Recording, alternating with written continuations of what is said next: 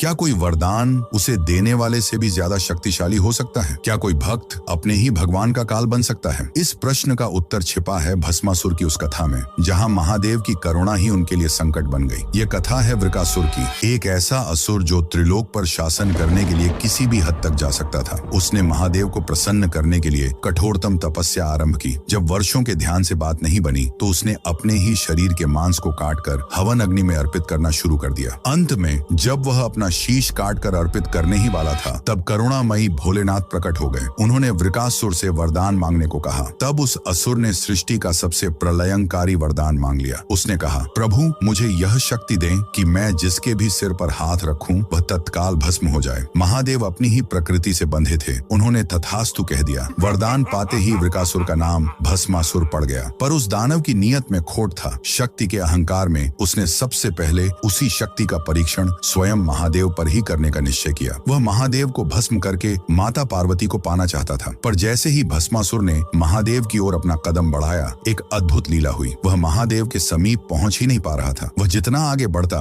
महादेव उतने ही दूर हो जाते, मानो उनके बीच की दूरी अनंत हो गई हो। वह एक अदृश्य माया के जाल में फंस गया था, जहां वह दौड़ तो रहा था पर अपनी जगह से हिल नहीं पा रहा था। तब महादेव ने इस माया के खेल को समाप्त करने के लिए सृष्टि के पालक भगवान विष्णु का स्मरण किया। तब भगवान विष्णु ने मोहिनी का रूप धारण किया, एक ऐसी अप्सरा जिसका सौंदर्य देख ब्रह्मांड ठहर जाए। वे भस्मासुर के मार्ग में प्रकट हो गईं। मोहिनी को देखते ही भस्मासुर महादेव को भूल गया और उसके सौंदर्य के मोह में पड़ गया। उसने मोहिनी के सामने विवाह का प्रस्ताव रखा। मोहिनी ने मुस्कुराते हुए कहा, मैं तुमसे विवाह अवश्य करूंगी, पर मेरी एक शर्त है, तुम्हें मेरे साथ मेरे जैसा ही नृत्य करना होगा। मोहिनी के मोह में अंधे भस्मासुर ने तुरंत हाँ कर दी। मोहिनी ने नृत्य आरंभ किया। भस्मासुर उसकी हर मुद्रा की नकल करने लगा। नृत्य अपनी पराकाष्ठा पर पहुंचते ही मोहिनी ने एक ऐसी मुद्रा बनाई जिसमें उन्होंने अपना हाथ अपने ही सिर पर रखा। भस्मासुर जो सब कुछ भूल चुका था, उसने बिना सोचे वही मुद्रा दोहरा दी। जैसे ही उसने अपना हाथ अपने ही सिर पर रख लिया, महादेव का वरदान पूरा हुआ। भस्मासुर अपनी ही शक्ति से जलकर राख हो गया। ये कथा हमें सिखाती है कि जब शक्ति विवेक और धर्म के बिना प्राप्त होती है तो वह स्वयं अपने ही विनाश का कारण बनती है। उस सृष्टि के पालक भगवान विष्णु की लीला के सम्मान में जो धर्म की रक्षा के लिए किसी भी रूप में प्रकट हो सकते हैं, कमेंट्स में जय श्री हरि अवश्य लिखें।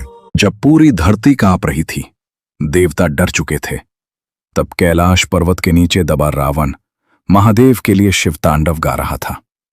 जब पूरी दुनिया रावण के नाम से कांपती थी, तब उसके मन में एक घमंड जन्म ले चुका था। उसे लगता था कि तीनों लोकों में उससे शक्तिशाली कोई नहीं।